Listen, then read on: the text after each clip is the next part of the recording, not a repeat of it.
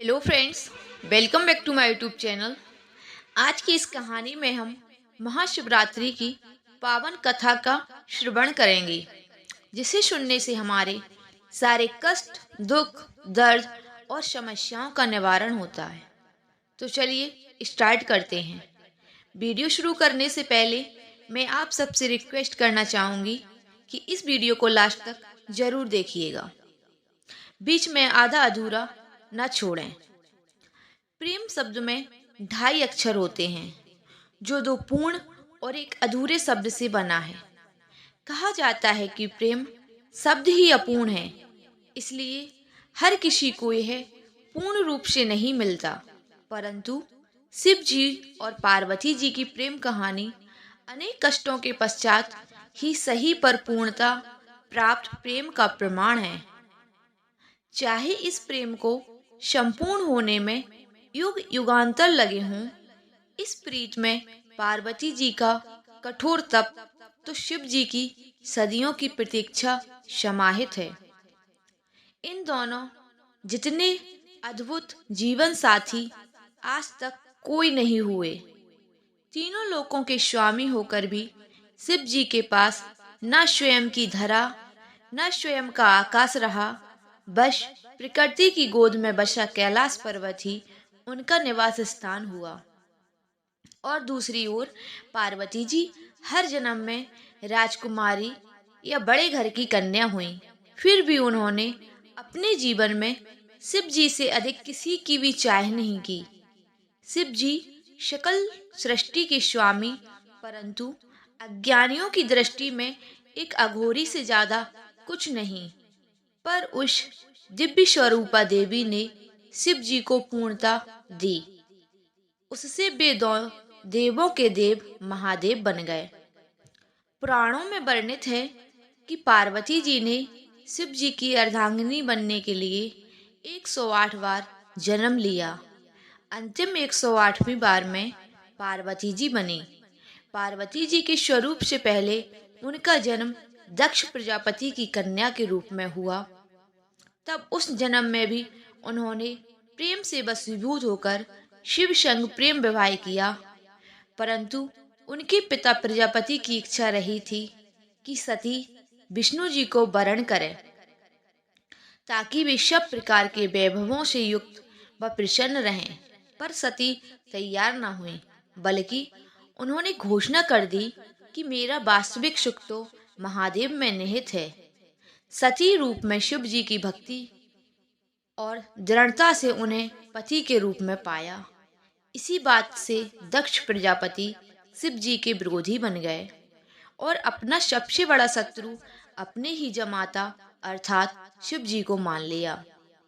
शिव जी को तुच्छ दर्शाने के लिए दक्ष ने एक महायज्ञ का आयोजन किया, जिसमें सभी देवी देवता, यक्ष, किन्नर, साधु, संत, ऋषि मुनियों को बुलाया गया, बस स्वयं की पुत्री और जमाता को छोड़कर। इस यज्ञ में जाने हेतु पार्वती जी ने शिव जी को समझाया कि आमंत्रित तो परायों को किया जाता है, अपनों को नहीं। और वे वहां बिन बुलाए पहुंची तो उन्हें बहुत अपमानित होना पड़ा। उन्हें शिव जी की बात न मानकर गलती हो जाने का भान हुआ, और जब उन्होंने शिव जी के प्रति अपमानजनक शब्द सुने तो वे यज्ञ के अग्निकुंड में कूद गईं। शिव जी को जब पता चला तो उनके गणों ने यज्ञ भंग कर दिया। सती ने पुनर्जन्म में पुनः शिव जी से मिलने का वचन देकर प्राण त्याग दिए। शिव जी माता सती का मृत शरीर लिए क्षिप्त में घूमते रहे। तब विष्णु जी ने सुदर्शन चक्र से 51 भागों में सती का तन काट दिया, जो आज भी शक्तिपीठ के रूप में स्थापित है। वर्षों वर्ष शिव जी का वियोग कम नहीं हुआ, बल्कि बढ़ता ही गया। वे संसार से विरक्त हो गए। इधर सती ने बाधा निभाते हुए पर्वतराज हिमवान और रानी मैना के घर पुत्री के रूप में पुनर्जन्म लिया। पर्वतराज की पुत्री होने के कारण उन्हें पार्वती नाम मिला। नारद जी ने किशोरी पार्वती जी को जीवन साथी के रूप में शिव जी को पाने के लिए तपस्या का मार्ग बताया, तब पार्वती जी ने अपनी सखी को हृदय की बात बताई। तो उनकी सखी उन्हें घोर बियावन जंगल में लेकर गईं, जहां पार्वती जी ने अन्न जल का परित्याग करके विभिन्न कठोर से कठोर तप सहस्त्रों वर्ष तक किए। तब शिवजी ने सप्त ऋषियों को पार्वती जी को समझाने के लिए भेजा। स्वयं भी बटुवेश में समझाने पहुंचे, परंतु शिव जी ने भी पार्वती जी दृढ़ संकल्प के आगे हार स्वीकार कर ली और वे पार्वती जी संग परिणय सूत्र में बंधने का वचन दे बैठे। इस वचन को शिवजी ने फाल्गुन मास कृष्ण पक्ष की चतुर्दशी अर्थात शिवरात्रि पर पूर्ण किया। शिव और शिवा का महामिलन शिवरात्रि को हुआ, इसलिए यह दिन महाशिवरात्रि बन गया। कितनी कठिनाइयों को सहन करते हुए महलों की राजकुमारी पार्वती जी पर्वतवासिनी बन गईं। पार्वती जी ने एक बार अपने लिए घर की इच्छा भी की, तब शिवजी ने उन्हें लंका बनाकर भी दे दी। तब वास्तुविप्र रावण, जो दक्षिणा में शिव जी को पाने की इच्छा से पूजन करने आया था, पार्वती जी ने सोने की लंका उसे ही भेंट कर दी, परंतु शिव जी को रावण के साथ नहीं जाने दिया।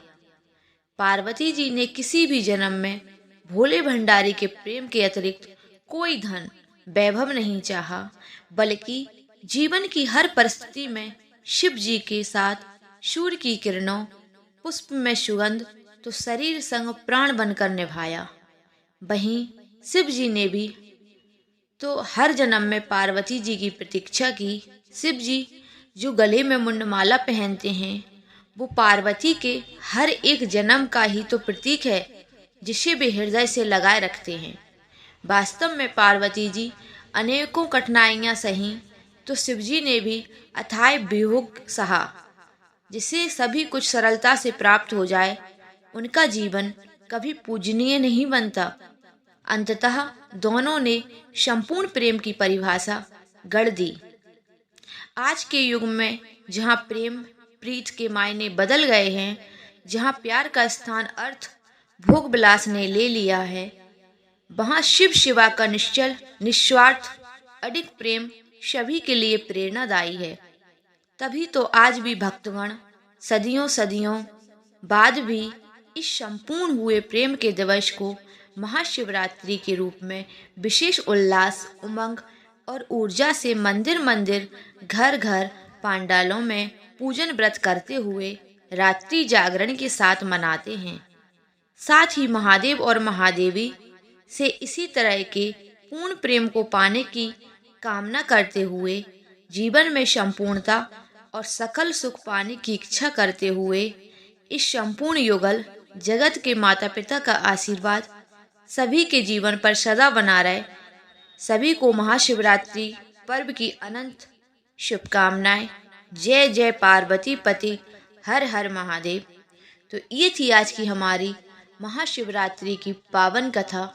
यदि आपको हमारी कथा पसंद आई हो तो हमारे चैनल को सब्सक्राइब करना बिल्कुल ना भूलें और वीडियो को लाइक और शेयर जरूर करें। कहानी अंत तक सुनने के लिए आपका धन्यवाद।